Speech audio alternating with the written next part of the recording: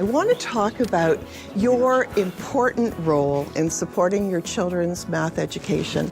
One of the best predictors of student success, bar none, is parental involvement. What you do and what you say encourages learning more than any other factor. Whether you're driving in the car, walking at the park, at the kitchen table, the dining room table, wherever you may happen to be, you can be the most important support by sitting down and talking math with your kids. Not doing it for them, but talking about it, asking them to teach you the new math. You were talking about the new math that we have in classrooms today. So get them to teach you. By doing that, they're talking. By talking, they're making that concrete in their brain, and they are reinforcing it. Children learn by imitation. So what you say, how you say it, what your reactions are, your body language, especially around math, has an enormous amount of importance.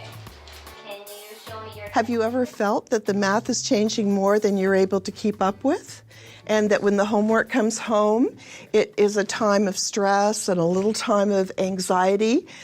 I want to reassure you that that's completely normal. Math has changed enormously in the past 50 years. And what we want to do is make sure that if a child is experiencing difficulty, we catch that as early as we possibly can. Everything that you have is there, and everything that you need is within you. Just being positive, just encouraging them to have a math mindset, telling them that it's okay to make mistakes because we learn from mistakes. The child who believes that the good marks are not related to just being smart, are related to effort, are related to hard work, perseverance, and learning from mistakes, those are the children that succeed. As a teacher, I use my hands a lot when I'm teaching. So I'll talk about triangles, I'll talk about squares, I'll talk about the circumference of a tree as something that I can hug the tree. I use my hands a lot.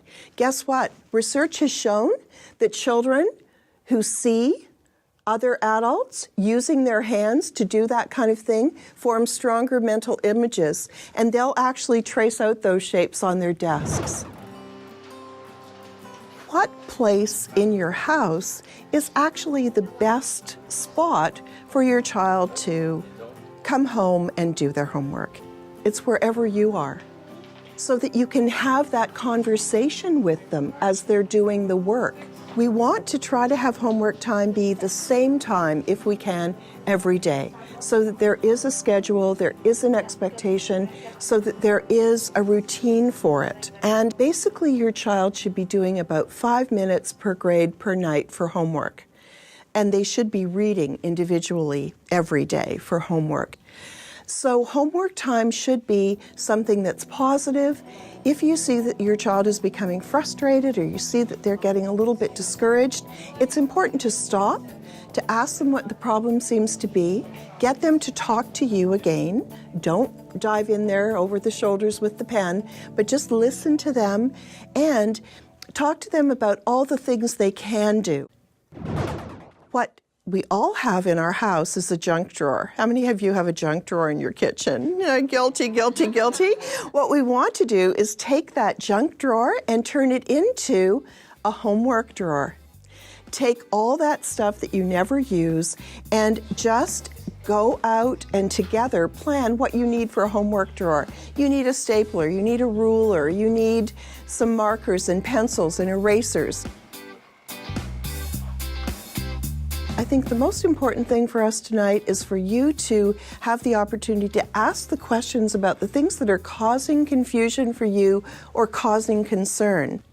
You've mentioned about tutors. Can you just give me some more recommendations about tutoring?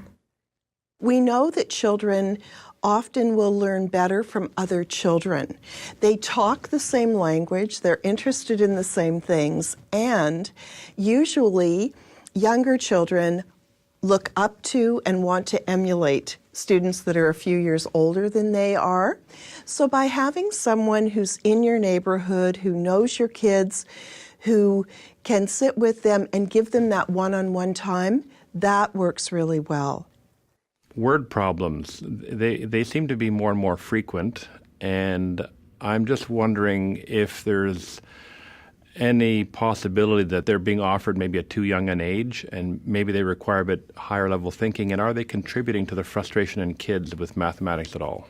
Most of the kinds of jobs that require just a skill level at the basics will no longer be there when our children graduate from school.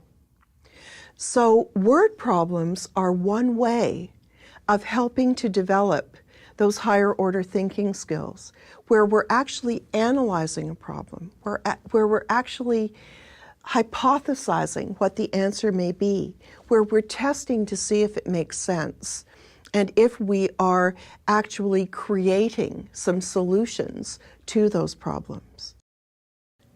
Are there any remedial programs in math as there are in language? There are very, very well-known sequences through which children have to move. And that developmental path is very important. So oftentimes what we try to do with a learning specialist who has a great deal of knowledge about how math develops in children, they will actually do a number of exercises to find out if, in fact, one of those developmental stages has been skipped over, or whether there is a barrier at one of those developmental stages and milestones. Can we go back and help with that? Yes, we can. Thank you. I'd like to leave you with just these few thoughts. You are your child's math coach.